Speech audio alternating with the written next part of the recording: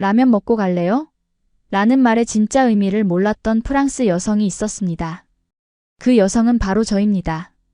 파리의 세종어학당에서 한국어를 배우던 어느 날, 한국인 강사가 한국에선 라면은 사랑의 신호예요 라고 농담처럼 말했습니다. 그리고 수업이 끝난 후 저는 그에게 진지하게 물었죠. 그럼 저랑 라면 드실래요?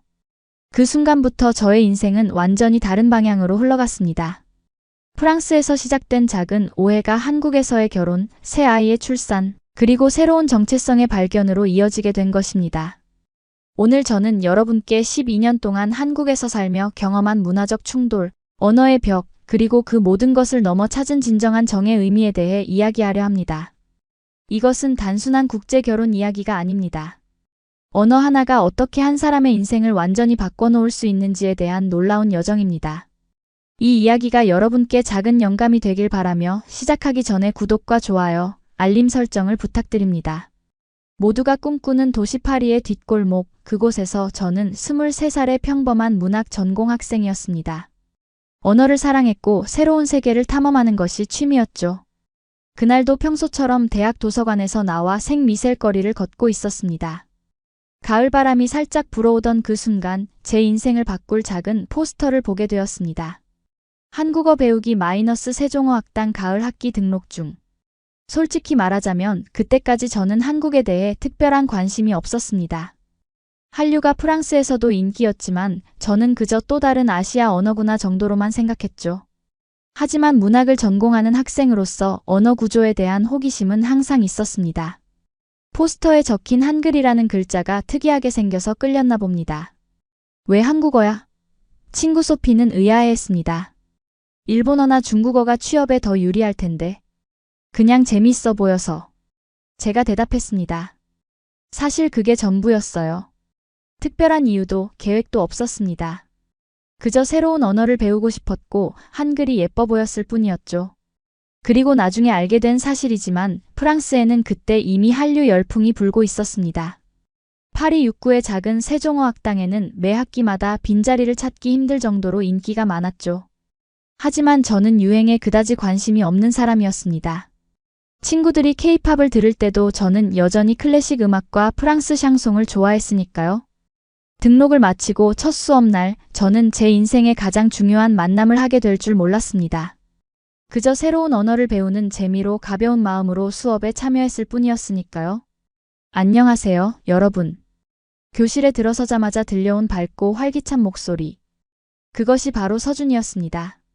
저희 한국어 교사였죠. 그는 30대 초반으로 보였고 넓은 어깨와 따뜻한 미소를 가진 남자였습니다. 그의 프랑스어는 서툴렀지만 열정만큼은 누구보다 넘쳤습니다. 저는 서준입니다. 한국에서 온 임시 강사입니다. 여러분과 함께 한국어를 공부하게 되어 기쁩니다. 첫 수업은 한글 자음과 모음을 배우는 시간이었습니다. 그는 가나다라마 바사 하나하나를 정성스럽게 설명해 주었습니다. 저는 처음으로 한글이 얼마나 과학적이고 체계적인 문자인지 알게 되었죠. 한글은 세종대왕님이 만드신 문자예요. 한국인들이 쉽게 배울 수 있도록 말이죠. 서준의 설명을 들으며 저는 한글에 점점 매료되기 시작했습니다. 그리고 서준의 열정적인 가르침에도요. 매 수업마다 그는 한국 문화에 대한 재미있는 이야기를 들려주었습니다.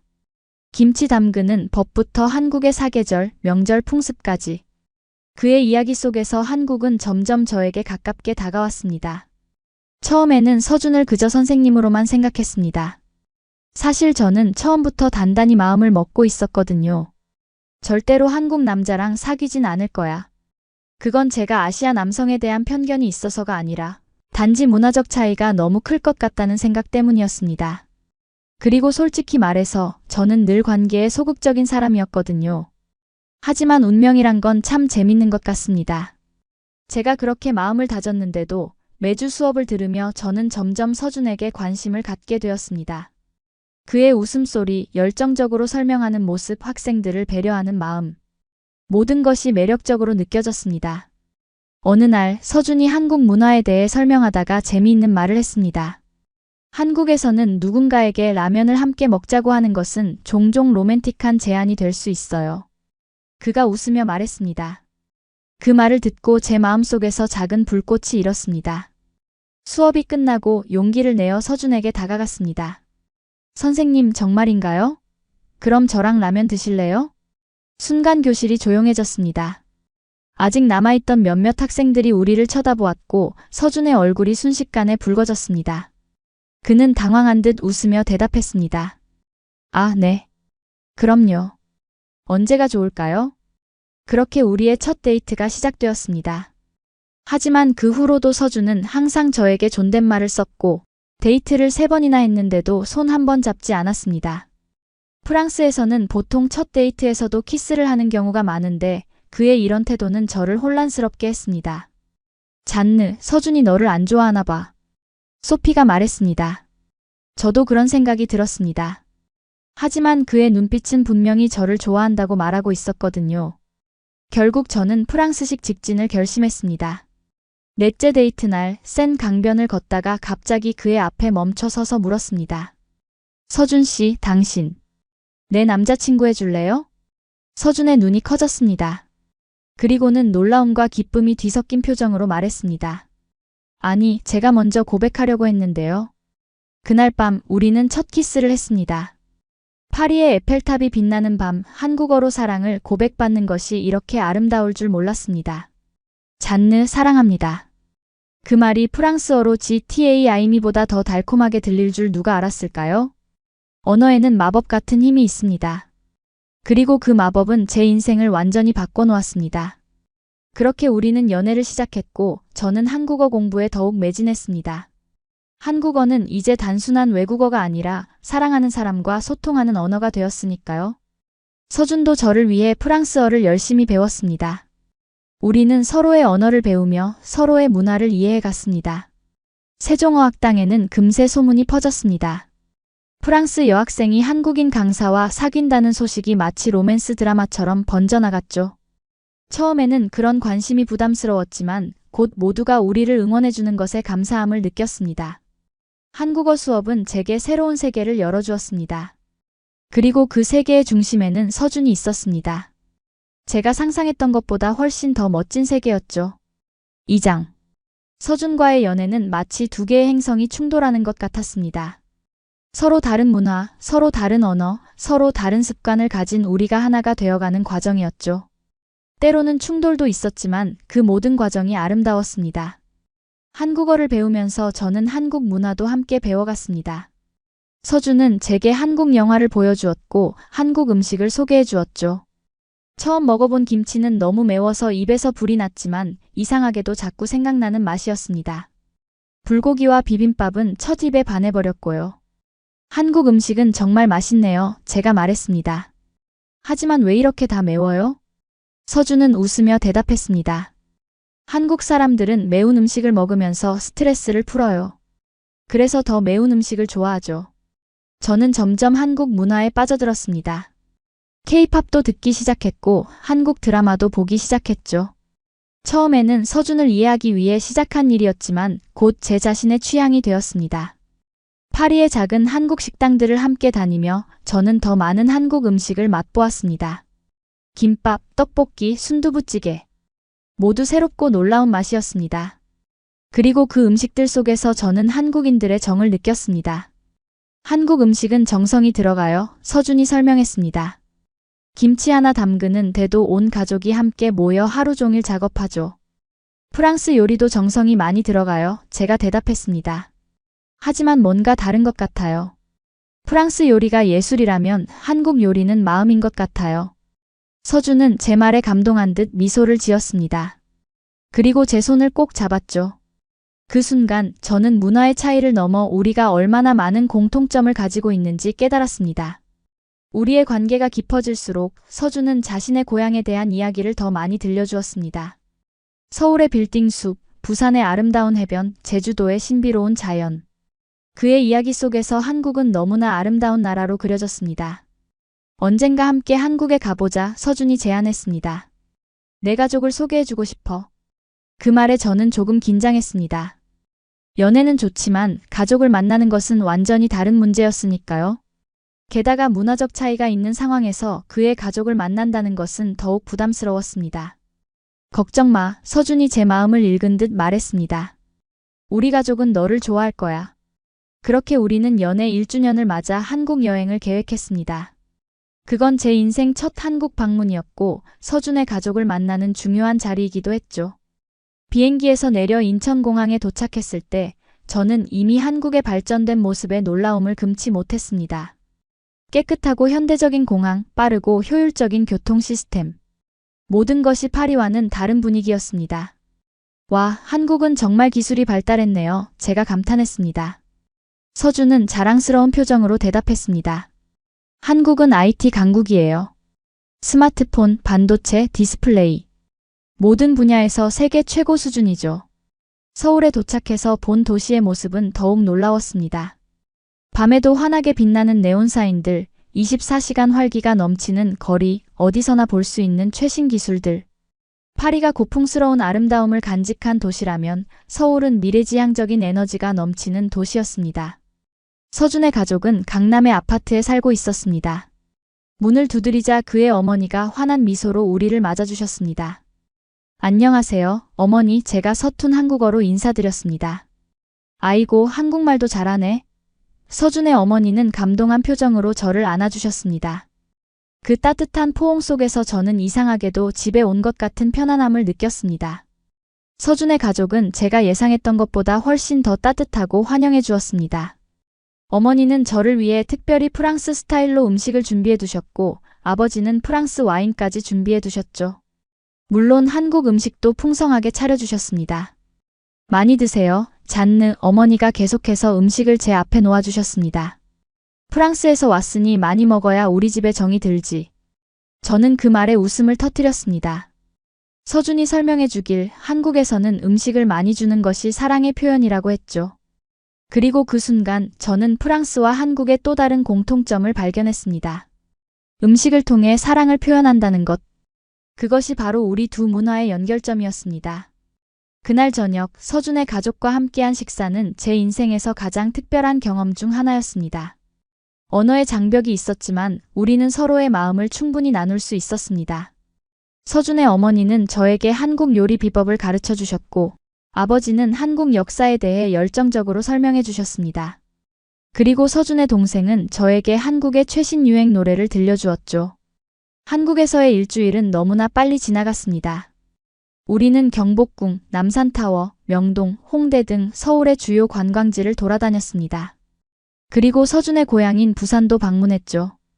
해운대 해변에서 본 일출은 제 인생에서 가장 아름다운 순간 중 하나였습니다. 프랑스로 돌아가기 싫어요. 마지막 날 저는 서준에게 말했습니다.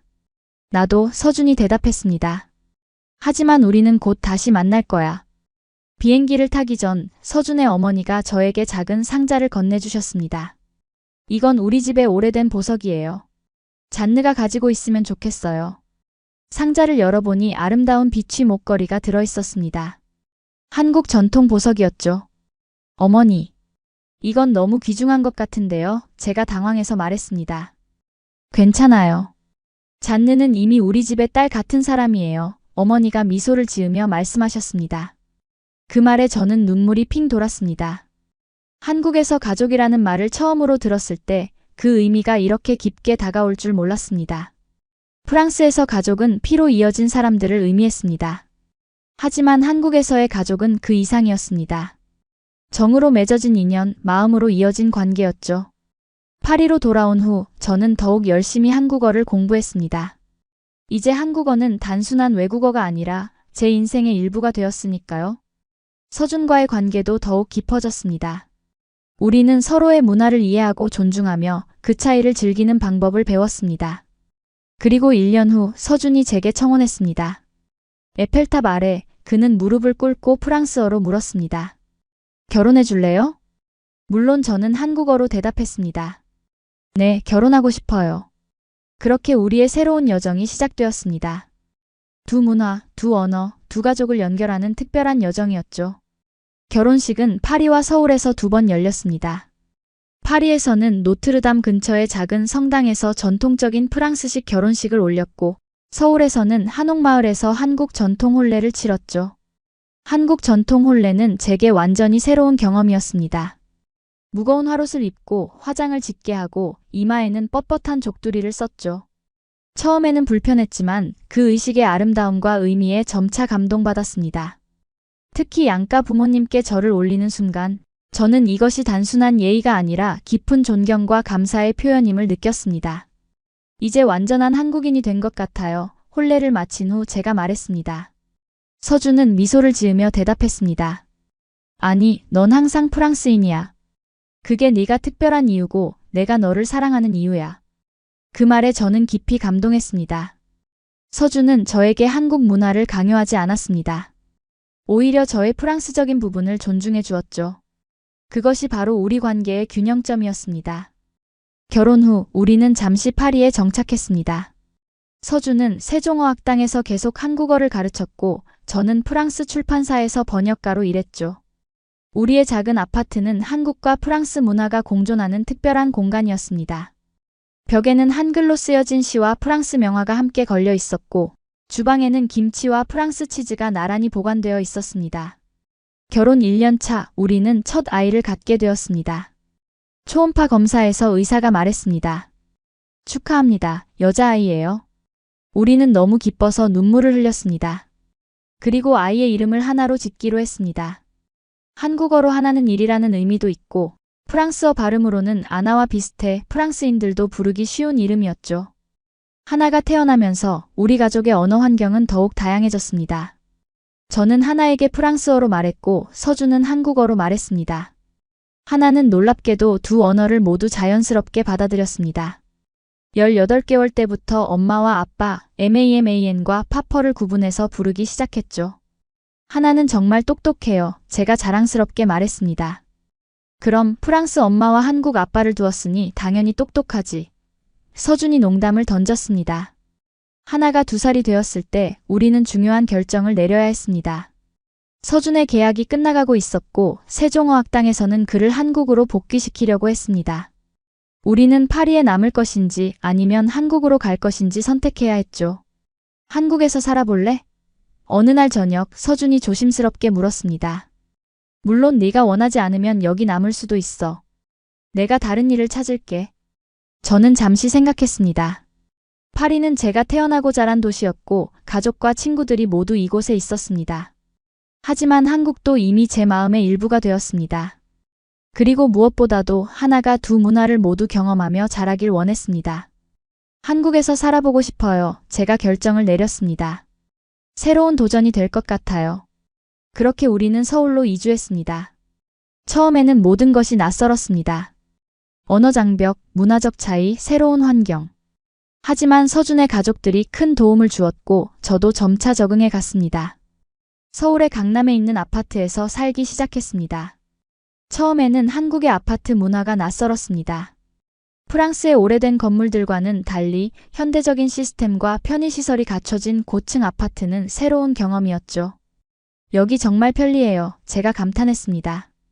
쓰레기 분리수거 시스템부터 경비실까지 모든 게 체계적이네요. 서준은 미소를 지으며 대답했습니다. 한국은 효율성을 중요하게 생각해. 모든 것이 빠르고 편리하게 설계되어 있지. 정착 초기에는 어려움도 많았습니다. 특히 언어 장벽이 가장 큰 문제였습니다. 비록 한국어를 몇 년간 공부했지만 실제 생활에서 쓰이는 한국어는 교재와는 달랐죠. 특히 택배기사님, 배달음식 주문, 병원 예약 등 일상적인 상황에서 의사소통에 어려움을 많이 겪었습니다. 하지만 놀라운 점은 한국 사람들의 친절함이었습니다. 제가 외국인이라는 것을 알면 대부분의 사람들은 천천히 말해주거나 영어로 설명하려고 노력했습니다. 그리고 이웃들은 항상 도움의 손길을 내밀어 주었죠. 특히 옆집 김할머니는 저에게 천사 같은 존재였습니다. 제가 한국 음식을 만드는 법을 모를 때 할머니는 직접 오셔서 김치찌개부터 된장찌개까지 가르쳐 주셨습니다. 그리고 종종 손수 만든 반찬을 들고 오셔서 하나에게 먹이기도 하셨죠. 프랑스에서는 이런 일이 없어요. 제가 서준에게 말했습니다. 이웃이 이렇게 가족처럼 챙겨주는 건 처음이에요. 서준은 웃으며 말했습니다. 이게 바로 한국의 정이야. 우리는 서로 돕고 나누는 걸 중요하게 생각하거든. 그 정이라는 단어는 프랑스어로 번역하기 어려웠습니다. 그건 단순한 친절함이나 사랑을 넘어선 더 깊고 따뜻한 감정이었습니다. 그리고 저는 점점 그 정의 의미를 이해하기 시작했습니다. 하나도 한국 생활에 빠르게 적응했습니다. 그녀는 한국의 어린이집에 다니기 시작했고 또래 아이들과 어울리며 한국어 실력이 급속도로 향상되었습니다. 때로는 저보다 더 유창한 한국어를 구사하기도 했죠. 엄마, 이거 뭐라고 해요? 하나가 종종 저에게 물었습니다. 미안해, 엄마도 몰라. 아빠한테 물어볼까? 그럴 때마다 하나는 자랑스럽게 웃었습니다. 아이에게는 이런 이중 언어 환경이 자신감을 심어주는 요소가 되었던 것 같습니다. 한국에서의 생활이 2년째 접어들 무렵 저는 두 번째 아이를 임신하게 되었습니다. 이번에는 아들이었습니다. 우리는 그의 이름을 민석이라고 지었습니다. 한국적인 이름이지만 프랑스어 발음으로도 예쁘게 들리는 이름이었죠. 민석이 태어나면서 우리 가족은 더욱 한국에 뿌리를 내리게 되었습니다. 이제 저는 완전한 외국인이 아니라 한국에서 아이를 낳고 기르는 다문화 가정의 어머니였습니다. 한국 정부에서는 다문화 가정을 위한 다양한 지원 프로그램을 제공했습니다. 한국어 교육부터 문화 적응 프로그램, 육아 지원까지. 저는 이런 프로그램들에 참여하면서 더 많은 외국인 어머니들을 만나게 되었습니다. 한국에서 아이 키우는 거 어때요? 베트남에서 온 린이 어느 날 물었습니다. 처음엔 어려웠지만 이제는 좋아요. 제가 대답했습니다. 한국은 아이 키우기 좋은 나라인 것 같아요. 교육 시스템도 좋고 안전하고. 그리고 무엇보다도 한국의 가족 중심적인 문화가 저에게는 큰 위안이 되었습니다. 서준의 부모님은 자주 우리 집에 오셔서 아이들을 돌봐주셨고 이웃들도 항상 관심을 가져주었죠. 특히 민석이 태어났을 때는 산후조리원 경험이 인상적이었습니다. 프랑스에는 없는 시스템이었죠. 전문적인 산모 관리와 신생아 케어가 함께 이루어지는 곳에서 2주간 지내면서 저는 한국의 출산 문화가 얼마나 발전되어 있는지 실감했습니다. 프랑스였으면 출산 후 우울감에 시달렸을 거예요. 제가 서준에게 말했습니다. 여기는 마을 전체가 함께 아이를 키우는 느낌이에요. 서준도 한국의 가정 친화적인 정책에 만족했습니다. 그는 회사에서 육아휴직을 신청했고 민석이 100일이 될 때까지 집에서 함께 아이를 돌봤습니다. 이런 지원 시스템이 있기에 우리는 더 행복한 가정을 이룰 수 있었습니다. 한국에서의 삶이 안정되어 가면서 저는 제 경력도 다시 시작하고 싶었습니다. 프랑스에서는 출판사에서 일했지만 한국에서는 언어의 장벽으로 인해 같은 일을 찾기 어려웠습니다. 그래서 저는 제가 잘할 수 있는 일을 찾기 시작했죠. 프랑스어를 가르치는 건 어때? 서준이 제안했습니다. 너는 원어민이고 한국어도 할 수 있잖아. 그 제안은 매력적이었습니다. 저는 서준처럼 언어를 가르치는 일에 관심이 있었고 특히 제 모국어인 프랑스어를 한국인들에게 소개하는 것은 흥미로운 도전이 될 것 같았습니다. 그렇게 저는 서울의 한 외국어 학원에서 프랑스어 강사로 일하기 시작했습니다. 처음에는 긴장되었지만 곧 교실에서의 시간이 즐거워졌습니다. 한국 학생들은 열정적이고 예의 바른 태도로 수업에 임했고 저는 그들에게 단순한 언어를 넘어 프랑스 문화와 사고방식을 전달하려고 노력했습니다. 한국어와 프랑스어는 매우 다른 언어예요. 제가 학생들에게 설명했습니다. 하지만 그 차이를 이해하면 두 언어 모두를 더 깊이 이해할 수 있어요. 수업 중에 저는 종종 제 경험을 공유했습니다. 한국어를 배우면서 겪었던 어려움, 문화적 충돌, 그리고 그 과정에서 얻은 깨달음까지. 그런 이야기들이 학생들에게 동기부여가 되었고 많은 학생들이 저를 롤모델로 생각하기 시작했습니다. 선생님, 어떻게 한국어를 이렇게 잘하게 되셨어요? 한 학생이 물었습니다. 사랑 때문이죠. 제가 웃으며 대답했습니다. 언어는 단순한 단어의 나열이 아니에요. 그 언어를 사용하는 사람들의 마음을 이해할 때 비로소 진짜 그 언어를 배울 수 있는 거예요. 그 말은 제 진심이었습니다. 한국어를 배우면서 저는 단순히 문법과 어휘를 넘어 한국인의 사고방식과 감정, 표현 방식을 이해하게 되었습니다. 그리고 그 과정에서 저 자신도 변화했죠. 일과 육아를 병행하는 것은 쉽지 않았지만 한국의 시스템은 그것을 가능하게 해주었습니다. 하나는 유치원에 다니기 시작했고 민석은 어린이집에 다녔습니다. 두 기관 모두 교육 수준이 높고 안전했으며 아이들의 발달에 맞춘 다양한 활동을 제공했죠. 프랑스의 유치원과는 많이 다르네요. 제가 서준에게 말했습니다. 여기는 더 체계적이고 교육적인 것 같아요. 서준은 고개를 끄덕였습니다. 한국은 교육을 매우 중요하게 생각해. 어릴 때부터 좋은 환경에서 교육받는 게 중요하다고 여기지.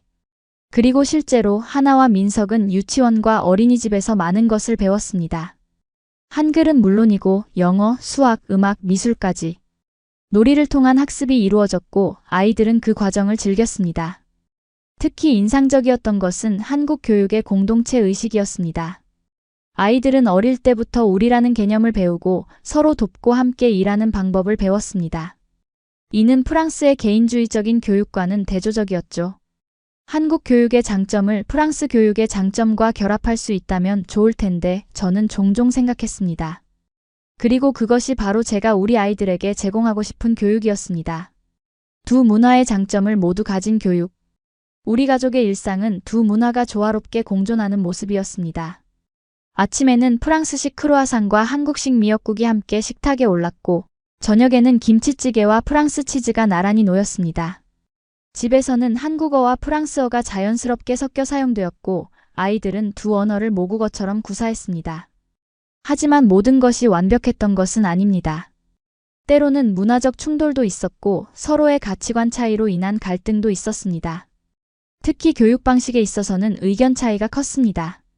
서준은 한국의 교육열의 영향을 받아 아이들이 어릴 때부터 다양한 학습을 시키고 싶어 했습니다. 반면 저는 프랑스식 자유로운 교육을 선호했죠. 하나가 이제 겨우 5살인데 영어학원까지 보내야 할까요? 제가 물었습니다. 한국에서는 보통 그렇게 해, 서준이 대답했습니다. 경쟁이 치열하니까 일찍부터 준비해야 해. 우리는 종종 이런 문제로 토론을 벌였습니다. 하지만 결국은 항상 타협점을 찾았죠. 하나는 영어학원 대신 집에서 영어 동화책을 많이 읽기로 했고 대신 그녀가 좋아하는 발레 수업은 계속 듣기로 했습니다. 이런 과정을 통해 우리는 두 문화의 균형을 맞추는 법을 배웠습니다. 어느 한쪽에 치우치지 않고 양쪽의 좋은 점을 취하는 것. 그것이 우리 가족의 원칙이 되었습니다. 한국 생활 3년 차 우리에게 놀라운 소식이 찾아왔습니다. 저는 3번째 아이를 임신한 것이었습니다. 계획에 없던 임신이었지만 우리는 기뻤습니다. 3번째 아이라니 믿기지 않아요. 제가 서준에게 말했습니다. 프랑스에서는 보통 1명이나 2명만 낳는데 서준은 미소를 지으며 제 손을 잡았습니다. 셋째도 함께 키우자. 우리는 할 수 있어. 그의 자신감 있는 말에 저는 감동했습니다. 그리고 그 순간 제가 한국에서의 삶을 통해 얼마나 많이 변했는지 깨달았습니다. 프랑스에 있었다면 새 아이는 상상도 못했을 테지만 이제 저는 그것이 우리 가족에게 큰 축복이 될 것이라고 믿었습니다. 셋째가 태어났을 때 우리 주변의 모든 사람들이 축하해 주었습니다. 특히 이웃들은 음식을 가져다 주거나 아이를 돌봐주겠다고 자원했고 서준의 부모님은 서울로 이사를 오셔서 가까이에서 도움을 주셨습니다. 당신이 내 인생 최고의 결정이에요. 어느 날 저는 서준에게 한국어로 고백했습니다. 한국에서의 삶은 제게 새로운 가능성의 세계를 열어주었습니다. 그리고 그 중심에는 항상 가족과 사랑이 있었습니다. 언어를 통해 시작된 여정이 이렇게 풍요로운 삶으로 이어질 줄은 그 누구도 예상하지 못했을 것입니다. 셋째 아이 지호가 태어나면서 우리 가족은 더욱 완전해졌습니다. 지호는 하나와 민석과는 달리 태어날 때부터 완전한 한국인 이름을 가졌습니다. 그건 제가 이제 한국 문화에 더 깊이 동화되었다는 증거이기도 했죠. 지호는 정말 한국인 같아요. 제가 농담처럼 말했습니다.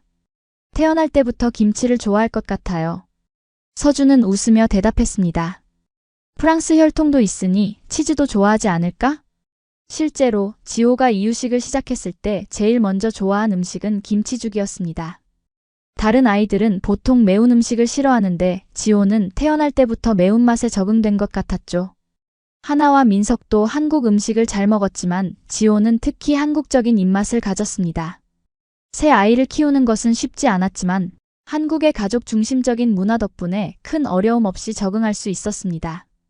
서준의 부모님은 자주 아이들을 봐주셨고 이웃들도 항상 도움의 손길을 내밀어 주었습니다.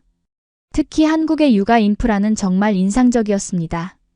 아이 키우기 좋은 공원들, 키즈 카페, 가족 친화적인 식당들. 모든 것이 아이와 부모의 편의를 위해 설계된 것 같았습니다. 파리였다면 이렇게 아이 셋을 키우기 힘들었을 거예요. 제가 서준에게 말했습니다. 서준은 고개를 끄덕였습니다. 한국은 저출산 문제가 심각해서 정부에서도 육아 지원에 많은 신경을 쓰고 있어.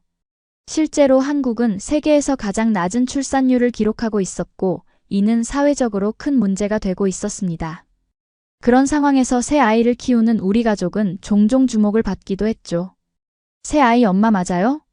슈퍼마켓에서 만난 할머니가 물었습니다. 요즘 보기 드문데 정말 대단해요. 그런 말을 들을 때마다 저는 뿌듯함을 느꼈습니다. 비록 외국인이지만 한국 사회에 작게나마 기여하고 있다는 생각이 들었으니까요. 한국 생활이 5년 차에 접어들면서 저는 한국 사회에 더욱 깊이 뿌리를 내리게 되었습니다. 한국어 실력이 향상되면서 저는 더 다양한 활동에 참여할 수 있게 되었습니다. 특히 다문화 가족을 위한 봉사활동에 적극적으로 참여했죠. 지역 도서관에서는 외국인들을 위한 한국어 동화 읽기 프로그램을 시작했습니다.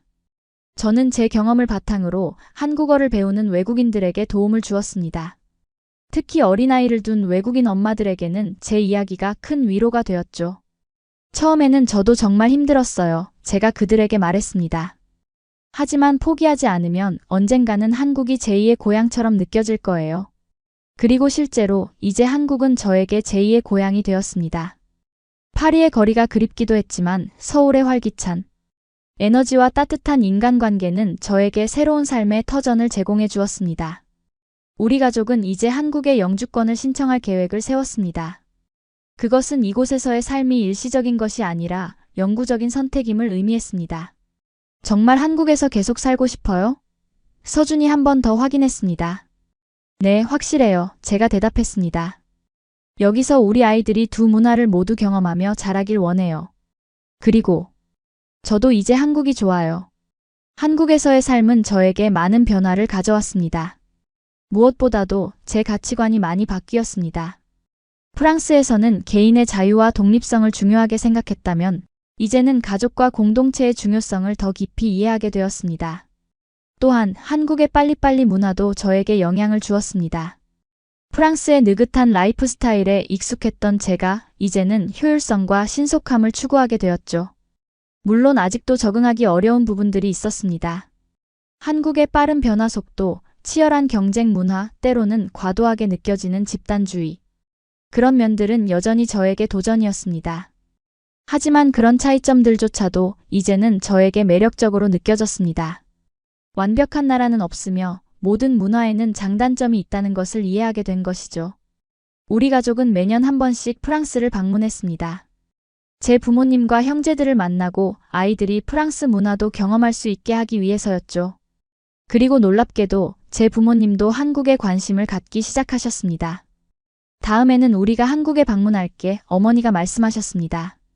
손주들이 사는 곳을 보고 싶어. 그렇게 제 부모님도 한국을 방문하기 시작하셨고 한국 문화에 점점 매료되셨습니다. 특히 한국 음식과 예의 바른 문화에 깊은 인상을 받으셨죠. 설날에는 한복을 입고 세배를 하는 제 부모님의 모습을 담은 영상이 유튜브에 올라가 화제가 되기도 했습니다. 프랑스 할배 한복 입다라는 제목의 그 영상은 한국인들에게 큰 웃음과 감동을 선사했습니다. 이렇게 두 문화는 저희 가족을 통해 서로 연결되고 있었습니다. 한국 생활이 7년 차에 접어들면서 저는 큰 결심을 하게 되었습니다. 바로 한국 국적을 취득하는 것이었죠. 물론 프랑스 국적을 포기하는 것은 아니었습니다. 한국에서는 특별한 경우에 이중 국적을 허용하고 있었고 다문화 가정의 외국인 배우자가 바로 그 경우 중 하나였습니다. 정말 한국 국적을 취득하고 싶어요? 서준이 놀라워했습니다. 그건 큰 결정인데.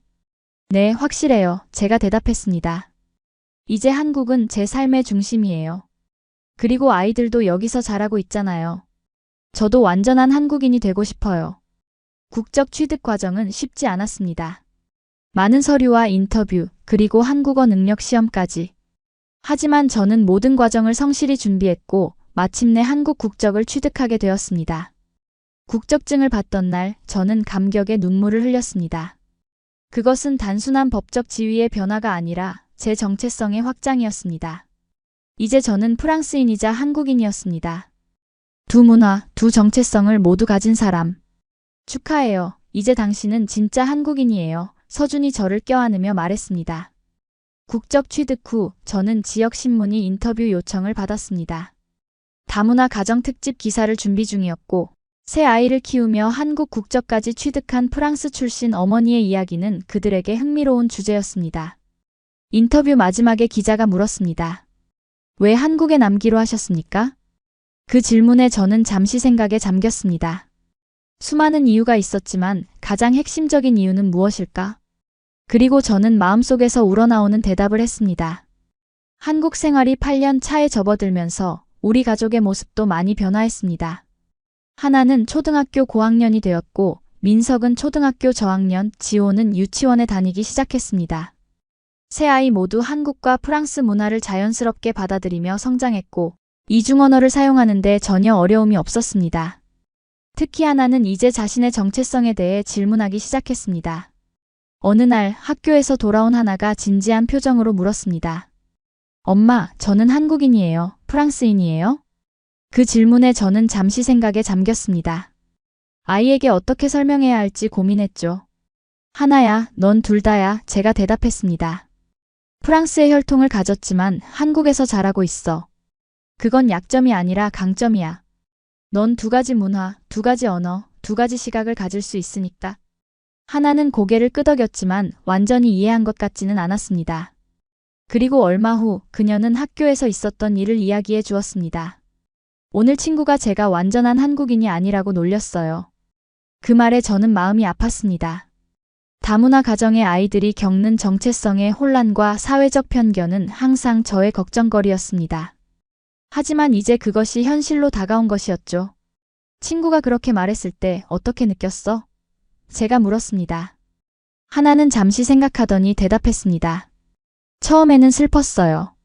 하지만 그 다음에는 제가 특별하다고 생각했어요. 저는 한국어도 할 수 있고 프랑스어도 할 수 있으니까요. 그 친구는 한국어밖에 못해요. 그 대답에 저는 감동했습니다.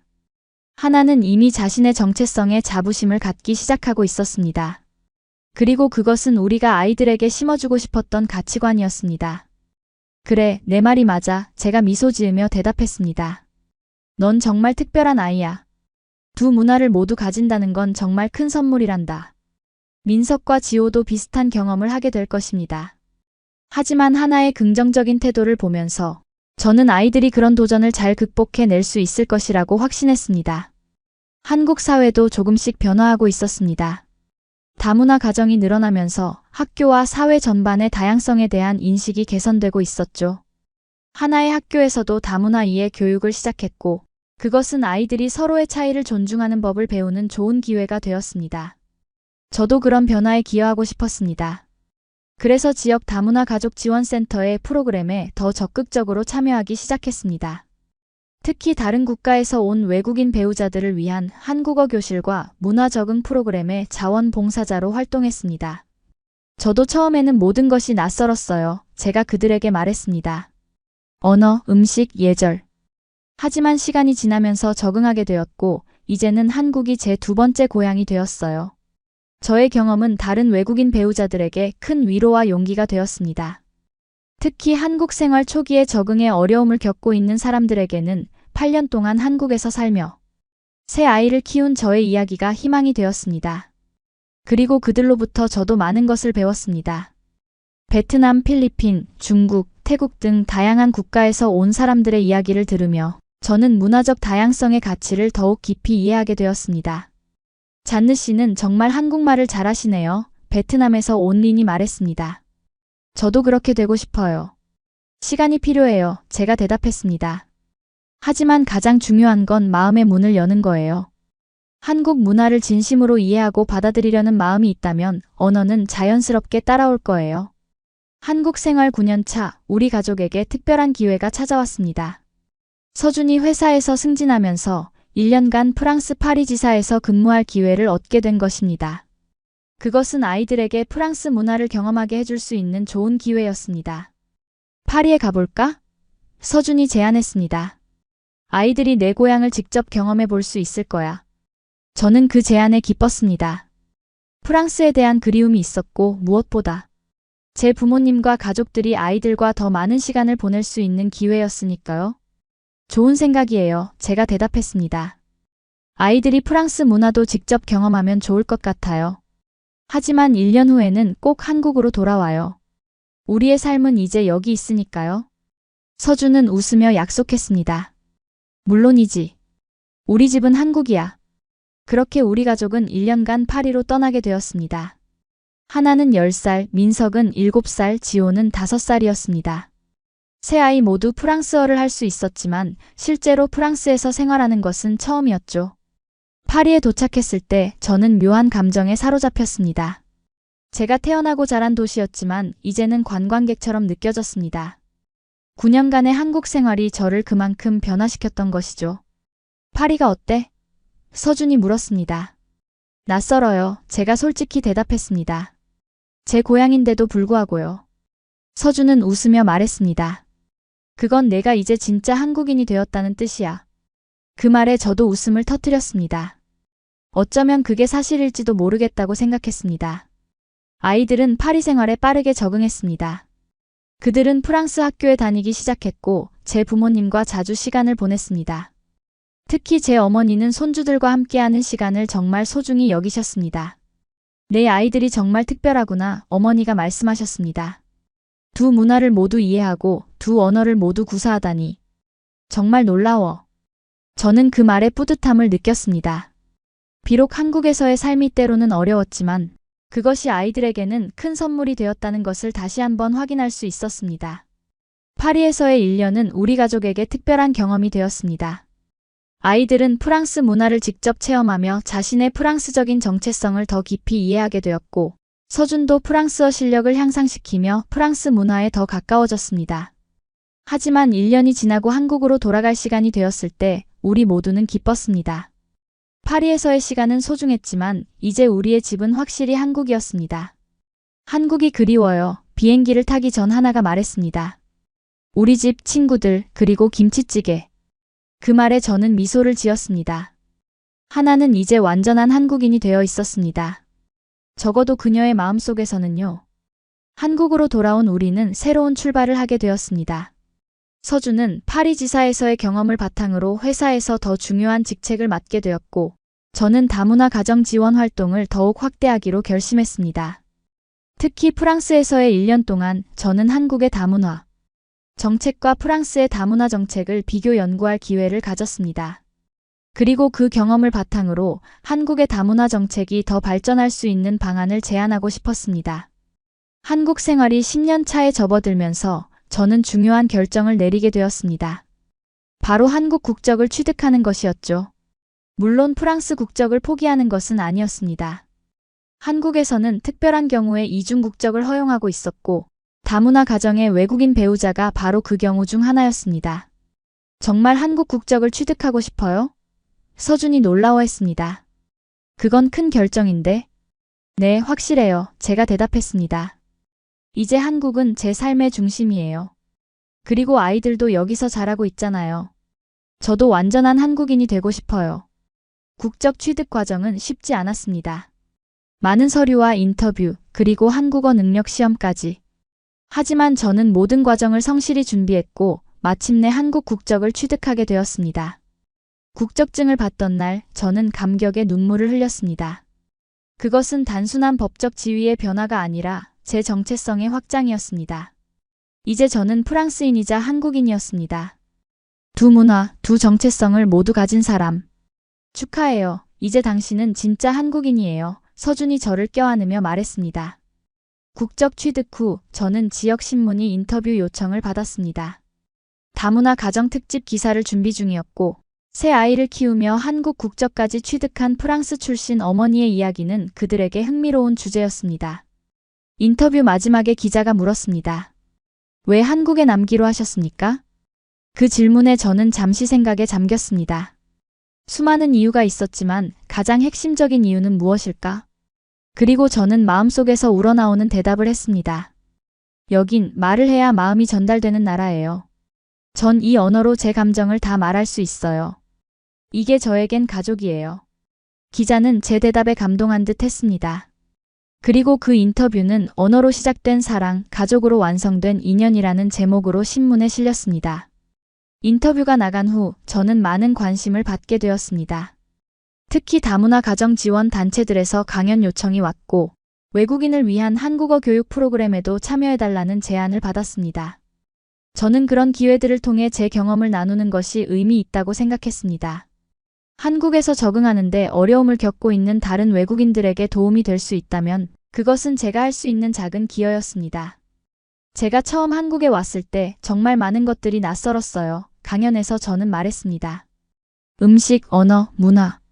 모든 것이 달랐죠. 하지만 시간이 지나면서 그 다름이 오히려 매력으로 다가왔어요. 그리고 무엇보다 중요한 건 한국 사람들의 따뜻한 마음이었어요. 강연을 듣던 한 베트남 출신 여성이 질문했습니다. 한국어가 너무 어려워요. 어떻게 하면 잘 배울 수 있을까요? 언어는 머리로만 배우는 것이 아니에요. 제가 대답했습니다. 마음으로 배워야 해요. 한국인들과 진심으로 소통하고 싶다는 마음이 있다면 언어는 자연스럽게 따라올 거예요. 그렇게 저는 다른 외국인들에게 제 경험을 나누며 그들이 한국에서 더 행복한 삶을 찾을 수 있도록 도왔습니다. 그 과정에서 저 자신도 더 성장했고 제가 얼마나 많은 변화를 겪었는지 깨달았습니다. 우리 세 아이들은 이제 모두 학교에 다니고 있었습니다. 하나는 중학교에 입학했고 민석은 초등학교 고학년, 지호는 초등학교 저학년이었습니다. 그들은 모두 한국어와 프랑스어를 완벽하게 구사했으며 영어도 학교에서 배우고 있었죠. 우리 아이들은 정말 글로벌 시민이네요. 제가 서준에게 말했습니다. 서준은 미소를 지으며 대답했습니다. 그래, 그들은 두세 개의 장점을 모두 가지고 있어. 그게 너무 자랑스러워. 아이들은 두 문화 사이에서 자라면서 자연스럽게 문화적 다양성을 받아들이고 존중하는 법을 배웠습니다. 그들에게는 피부색이나 출신 국가의 차이는 중요하지 않았고 모든 사람이 동등하다는 가치관이 자연스럽게 형성되었죠. 한국 생활 11년 차, 우리 가족에게 또 다른 기회가 찾아왔습니다. 서준이 회사에서 중요한 프로젝트를 맡게 되면서 우리는 서울에서 지방 도시로 이사를 가게 되었습니다. 새로운 환경, 새로운 학교, 새로운 이웃. 그것은 우리 가족에게 또 다른 도전이었습니다. 처음에는 아이들이 걱정됐습니다. 특히 중학생이 된 하나는 친구들과 헤어지는 것을 힘들어했습니다. 하지만 우리는 가족 회의를 열어 모두의 의견을 듣고 이 변화가 새로운 기회가 될 수 있다고 설득했습니다.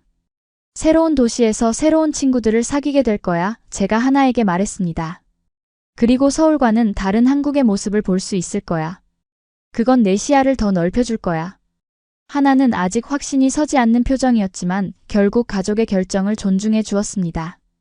지방 도시로의 이사는 저에게도 새로운 경험이었습니다. 서울은 국제적인 도시로 외국인을 많이 볼 수 있었지만 지방 도시는 좀 더 전통적인 한국의 모습을 간직하고 있었습니다. 처음에는 제가 더 눈에 띄었고 사람들의 호기심 어린 시선을 많이 받았습니다. 프랑스에서 오셨어요? 와, 대단하세요. 슈퍼마켓에서 만난 아주머니가 말했습니다. 네, 하지만 이제 한국인이 되었어요. 제가 웃으며 대답했습니다. 그런 대화는 종종 이어졌고 저는 그것을 통해 더 많은 사람들과 소통하게 되었습니다. 사람들은 제가 한국어를 유창하게 하는 것에 놀라워했고 새 아이를 키우는 것에 감탄했습니다. 요즘은 한국 사람들도 아이를 하나만 낳는데 외국인이 셋이나 낳다니 대단해요. 이웃집 할머니가 말씀하셨습니다.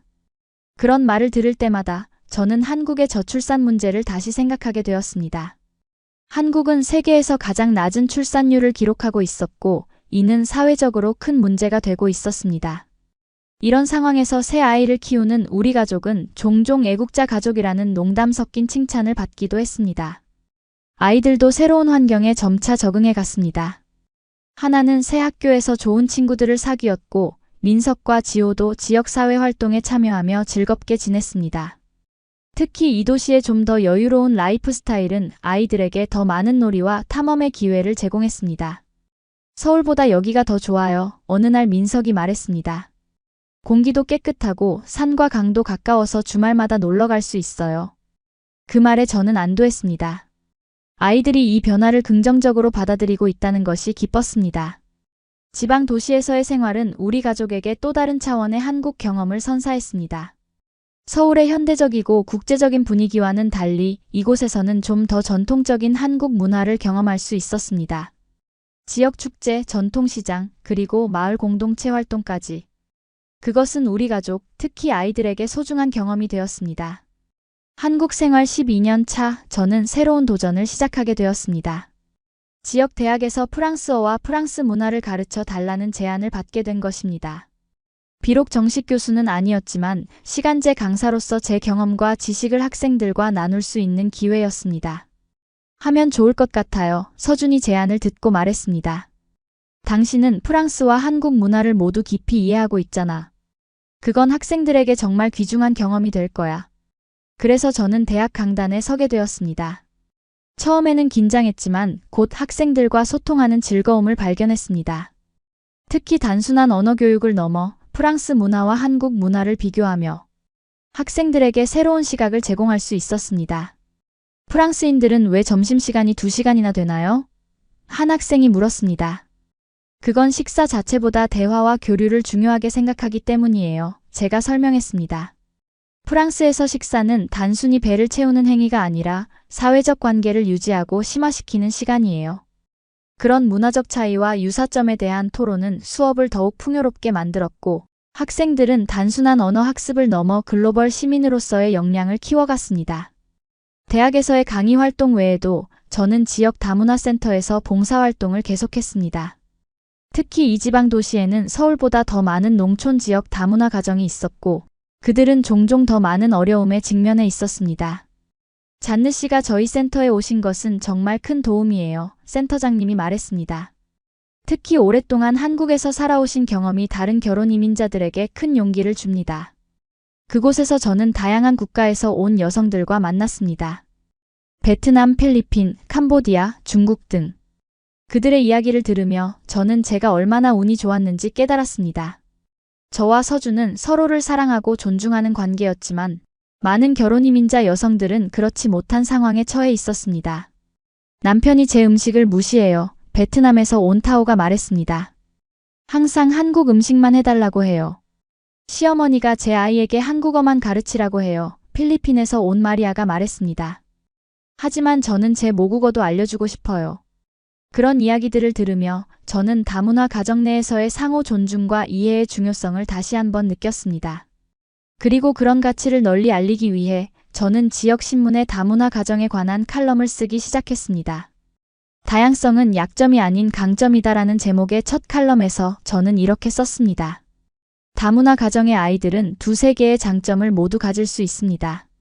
그들은 어릴 때부터 다양한 시각으로 세상을 바라보는 법을 배우고 자연스럽게 이중 언어를 구사하게 됩니다.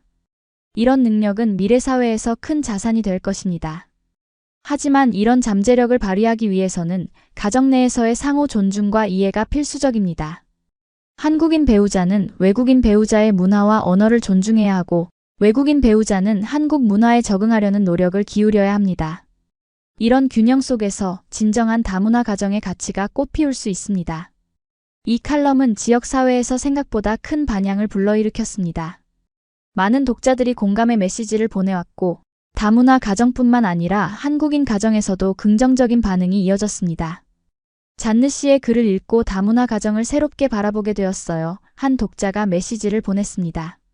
이제는 그들을 도움이 필요한 사람들이 아니라 우리 사회에 새로운 가치를 가져다주는 사람들로 생각하게 되었습니다. 그런 반응들에 힘입어 저는 정기적으로 칼럼을 쓰기 시작했습니다. 다문화 가정의 일상, 문화적 차이로 인한 재미있는 에피소드, 그리고 글로벌 시대에 필요한 교육 방식 등 다양한 주제로 글을 썼고 점차 지역 사회에서 다문화 전문가로 인정받게 되었습니다. 그러던 어느 날 지역 방송국에서 연락이 왔습니다. 다문화 가정을 주제로 한 다큐멘터리를 제작 중이었고 우리 가족의 이야기를 담고 싶다는 것이었습니다. 12년 동안 한국에서 새 아이를 키우며 살아온 프랑스 출신 어머니의 이야기가 많은 시청자들에게 영감을 줄 수 있을 것 같습니다. 제작 PD가 말했습니다. 저는 서준과 아이들과 상의한 후 출연을 결정했습니다. 우리의 경험이 다른 다문화 가정들에게 도움이 될 수 있다면 그것은 의미 있는 일이라고 생각했습니다. 다큐멘터리 촬영은 우리 가족의 일상을 자연스럽게 담는 방식으로 진행되었습니다. 아침 식사 시간부터 아이들의 학교 생활, 저의 대학 강의, 서준의 직장 생활까지 우리의 평범한 일상이 카메라에 담겼습니다. 특히 인상적이었던 것은 우리 가족의 언어 사용 방식이었습니다. 집에서 저는 아이들에게 프랑스어로 말하고 서준은 한국어로 말했습니다. 하지만 아이들은 종종 두 언어를 섞어서 사용했고 그것은 가족만의 독특한 소통 방식이 되었습니다. 이런 언어 환경이 아이들에게 어떤 영향을 주었다고 생각하세요? PD가 인터뷰 중에 물었습니다. 아이들은 어릴 때부터 두 가지 언어와 문화 사이를 자유롭게 오가는 법을 배웠어요. 제가 대답했습니다. 그것은 단순한 언어 능력을 넘어 유연한 사고방식과 열린 마음을 갖게 해주었다고 생각합니다. 우리 아이들은 이것 아니면 저것이라는 이분법적 사고보다 이것도 저것도라는 포용적 사고를 자연스럽게 발전시켰어요. 서준도 자신의 생각을 덧붙였습니다. 처음에는 아이들이 정체성 혼란을 겪을까 걱정했어요. 하지만 지금 생각해보면 그런 걱정은 필요 없었어요. 오히려 다양한 경험과 시각이 아이들에게 더 넓은 세계를 보여주었다고 생각합니다. 다큐멘터리는 우리 가족의 일상뿐만 아니라 우리가 겪었던 어려움과 그것을 극복한 방법도 솔직하게 다루었습니다. 문화적 충돌, 언어적 오해, 그리고 사회적 편견까지. 그 모든 것을 있는 그대로 보여주면서도 그것을 극복한 우리 가족의 강인함과 사랑을 담아냈습니다. 다문화 가정의 가장 큰 도전은 무엇이었나요? PD가 질문했습니다. 저는 잠시 생각한 후 대답했습니다. 가장 큰 도전은 다름을 인정하는 것이었어요. 서로 다른 문화적 배경에서 자란 사람들이 함께 살다 보면 작은 차이들이 갈등으로 이어질 수 있습니다. 하지만 우리는 그런 차이를 인정하고 존중하는 법을 배웠어요. 그리고 그것이 바로 우리 가족의 강점이 되었죠. 다큐멘터리가 방영된 후 우리 가족은 예상치 못한 관심을 받게 되었습니다. 많은 시청자들이 우리의 이야기에 감동했고 특히 다문화 가정의 부모들은 큰 위로와 용기를 얻었다는 메시지를 보내왔습니다. 잔느 씨의 이야기를 듣고 희망을 얻었습니다. 한 시청자가 메시지를 보냈습니다. 저도 중국에서 한국으로 시집 왔는데 때로는 정말 힘들었어요. 하지만 잔느 씨의 가족을 보면서 저희 가족도 행복할 수 있다는 믿음을 갖게 되었습니다. 다큐멘터리 방영 이후 저는 더 많은 강연과 인터뷰 요청을 받게 되었습니다. 학교, 지역단체, 그리고 다문화 센터 등에서 제 경험을 나눠달라는 요청이 이어졌고 저는 그런 기회를 통해 더 많은 사람들과 소통하게 되었습니다. 특히 인상적이었던 것은 제가 전국 다문화 가족 정책 포럼의 패널로 초청받은 일이었습니다. 그곳에서 저는 다문화 가정의 실제 경험을 바탕으로 정책 개선 방안에 대한 제안을 할 수 있었습니다. 다문화 가정 지원 정책이 단순히 적응에 초점을 맞추기보다 상호 존중과 문화적 다양성, 인정에 중점을 두어야 합니다. 제가 포럼에서 말했습니다. 외국인 배우자가 한국 사회에 적응하도록 돕는 것도 중요하지만 그들의 문화적 배경과 정체성을 존중하고 가치 있게 여기는 사회적 인식 변화도 필요합니다. 그런 발언은 많은 정책 입안자들에게 새로운 시각을 제공했고 실제 정책 변화에 작은 영향을 미치기도 했습니다. 이런 활동을 통해 저는 더 이상 단순한 외국인 며느리가 아닌 한국 사회에 기여하는 적극적인 시민으로서의 정체성을 확립해 갔습니다. 한국 생활 12년 차 우리 가족에게 또 다른 기쁜 소식이 찾아왔습니다. 하나가 전국 영어 말하기 대회에서 대상을 수상한 것입니다. 그녀는 다문화 가정의 경험을 바탕으로 다양성이 가져다주는 강점이라는 주제로 연설을 했고 심사위원들은 그녀의 진실된 이야기와 유창한 영어 실력에 감동했습니다. 엄마, 저 상 받았어요. 하나가 경기장에서 뛰어나오며 외쳤습니다. 저는 그녀를 꼭 안아주며 축하했습니다. 정말 자랑스러워, 하나야. 네가 내 이야기를 당당하게 말할 수 있다는 게 정말 기쁘구나. 하나의 수상 소식은 지역 신문에도 실렸고 그녀는 다문화 가정의 자랑으로 소개되었습니다. 이런 경험은 하나에게 큰 자신감을 심어주었고 그녀는 점점 더 자신의 다문화적 배경을 자랑스럽게 여기게 되었습니다. 민석과 지호도 각자의 분야에서 성장하고 있었습니다. 민석은 과학에 관심이 많았고 지호는 음악적 재능을 보이기 시작했습니다. 세 아이 모두 한국과 프랑스 문화의 장점을 자연스럽게 흡수하며 글로벌 시민으로 성장해가고 있었습니다. 그렇게 12년간의 한국 생활은 저와 우리 가족에게 수많은 도전과 기회, 그리고 성장의 시간을 선물해 주었습니다. 처음 한국에 왔을 때만 해도 이렇게 깊이 한국 사회에 뿌리내리게 될 줄은 상상도 못했습니다. 하지만 지금의 저는 한국을 제2의 고향으로 여기고 있고 이곳에서 제 아이들과 함께 행복한 삶을 살고 있습니다. 한국 생활 12년 차를 맞이하면서 저는 그동안의 여정을 돌아보게 되었습니다. 파리의 세종어학당에서 시작된 이 여정은 이제는 제 인생의 가장 중요한 부분이 되어 있었습니다. 한국어를 배우러 갔던 그 순간이 제 인생을 이렇게 바꿔놓을 줄은 상상도 못했습니다. 당신, 우리가 만난 지 벌써 13년이 되었네요. 어느 저녁 식사 자리에서 제가 서준에게 말했습니다. 서준은 미소를 지으며 제 손을 잡았습니다. 그래, 시간이 정말 빨리 흐르는 것 같아. 하지만 너와 함께한 모든 순간이 소중해. 그 말에 저는 마음이 따뜻해졌습니다. 13년 전 파리의 한 교실에서 만났던 그 남자는 이제 제 인생의 동반자가 되어 있었습니다. 우리는 함께 새 아이를 키우며 두 문화를 연결하는 특별한 가정을 이루었습니다. 우리의 이야기는 단순한 국제 결혼 이야기가 아니었습니다. 그것은 언어를 통해 새로운 세계를 발견하고 문화적 차이를 넘어 사랑과 가족을 이루며 그 과정에서 자신의 정체성을 확장해 나가는 여정이었습니다. 특히 한국에서의 12년 동안 저는 수많은 변화를 경험했습니다. 처음에는 모든 것이 낯설고 어려웠지만 점차 한국 문화를 이해하고 받아들이면서 저는 더 풍요로운 삶을 살게 되었습니다. 한국의 가족 중심 문화, 정의 깊이, 그리고 배려와 존중의 정신은 제 삶의 중요한 가치가 되었습니다. 그리고 이제 저는 그런 경험을 바탕으로 한국 사회에 제 나름의 기여를 하고 있었습니다. 다문화 가정 지원 활동, 대학에서의 강의, 칼럼 연재, 그리고 다큐멘터리 출연까지. 그 모든 활동은 저에게 큰 보람을 주었고 제가 이 사회의 일원으로 인정받고 있다는 느낌을 주었습니다. 하지만 가장 큰 자부심은 역시 우리 세 아이들이었습니다. 하나는 이제 중학교 3학년이 되어 자신의 꿈을 찾아가고 있었고 민석은 초등학교 6학년으로 곧 중학생이 될 준비를 하고 있었습니다. 지호는 초등학교 3학년으로 형과 누나를 따라 자신만의 재능을 발견해가고 있었죠. 세 아이 모두 한국과 프랑스의 문화를 자연스럽게 이해하고 받아들이며 그것을 자신만의 강점으로 발전시켜 나가고 있었습니다.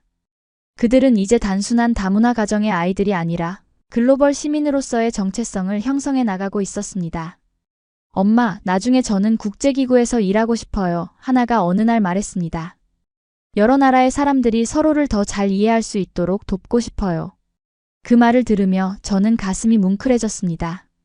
하나는 자신의 다문화적 배경을 약점이 아닌 강점으로 인식하고 그것을 통해 세상에 기여하고자 하는 마음을 가지고 있었습니다. 민석도 자신만의 꿈을 키워가고 있었습니다. 저는 나중에 로봇공학자가 되고 싶어요. 한국은 로봇 기술이 정말 발달했잖아요.